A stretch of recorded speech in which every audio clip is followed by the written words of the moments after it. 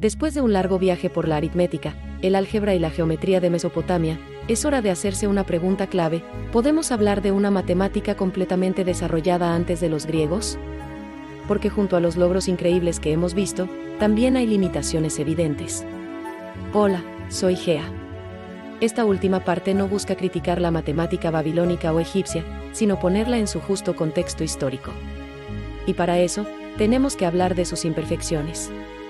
Si miras los documentos que nos han llegado, tanto los papiros egipcios como las tablillas de arcilla, verás que solo contienen problemas concretos y casos particulares. No hay ni rastro de fórmulas generales, definiciones abstractas, axiomas o teoremas como los entendemos hoy. Esto ha hecho que algunos historiadores se pregunten si estas civilizaciones siquiera entendieron los principios que unifican las matemáticas. Pero si miramos con más detalle, la historia es más compleja. Las tablillas están llenas de cientos de problemas muy parecidos, resueltos siempre de la misma manera. Esto sugiere que no eran ejemplos al azar, sino ejercicios escolares basados en métodos generales que, aunque no estuvieran escritos, todo el mundo conocía. La ausencia de una regla escrita no significa que no existiera una regla en sus mentes. De hecho, sería imposible explicar la coherencia de tantas colecciones de problemas si no hubiera un método general detrás. Una debilidad más importante, sin embargo, es la falta de una distinción clara entre lo que es un resultado exacto y lo que es una aproximación. Hemos visto ejemplos de cálculos que son solo aproximados y otros que son matemáticamente perfectos. Pero los textos no nos dicen si los escribas eran conscientes de esta diferencia. Es verdad que en las tablillas no aparecen ciertos números que consideramos irregulares, lo que podría ser una pista de que algo intuían. Pero en general, ni egipcios ni babilonios desarrollaron una teoría sobre la aproximación. Otra crítica muy común es la ausencia de demostraciones. Los babilonios no se preguntaban cuándo un cálculo era exacto y cuándo no. Tampoco parecían preocuparse por si un problema tenía solución o no en general.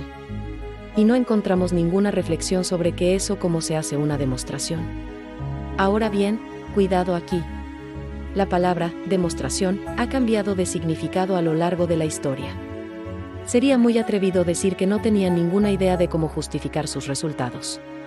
Hay pistas claras de que los escribas verificaban lo que hacían. Comprobaban una división haciendo la multiplicación inversa. Sustituían la solución encontrada en el problema original para ver si encajaba. Así que, en un sentido práctico, sí que había verificación. Lo que no existía era la demostración deductiva, ese razonamiento paso a paso que inventarían los griegos. Algunos también han dicho que la matemática egipcia y babilónica no tenía nada de abstracto. Y es cierto que el lenguaje de los textos siempre habla de cosas concretas, como campos, ladrillos o grano. Pero esto puede ser engañoso. Ya vimos problemas donde se sumaba una longitud con un área, algo que físicamente no tiene ningún sentido.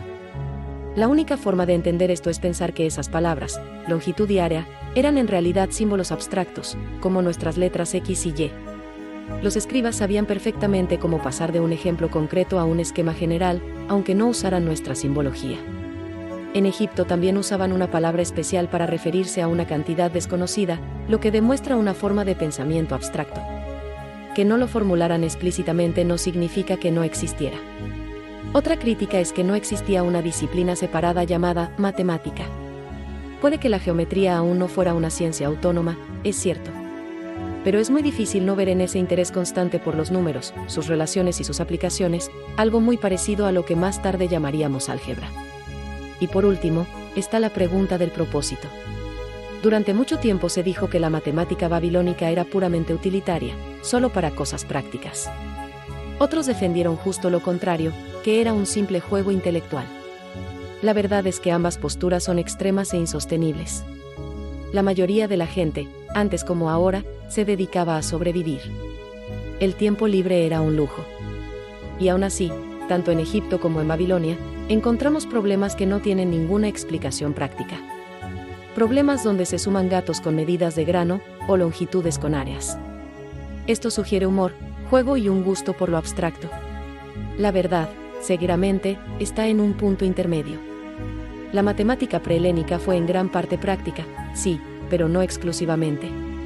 Durante más de 2 milenios, las escuelas de escribas usaron una cantidad enorme de material para hacer ejercicios, y muchas veces, quizás, como una forma de diversión intelectual. Entonces, para cerrar el capítulo, ¿cuál es la conclusión? La matemática mesopotámica tiene fallas, no hay fórmulas claras ni demostraciones precisas. Muestra una regularidad increíble, una gran capacidad de abstracción y un dominio técnico asombroso. No era una matemática incompleta, sino una matemática diferente, perfectamente adaptada a su tiempo y a su cultura. Con esta reflexión, y después de 11 videos, damos por completado el viaje por Mesopotamia. Entraremos en el mundo griego, que transformará estas ideas en teoría, axiomas y demostraciones.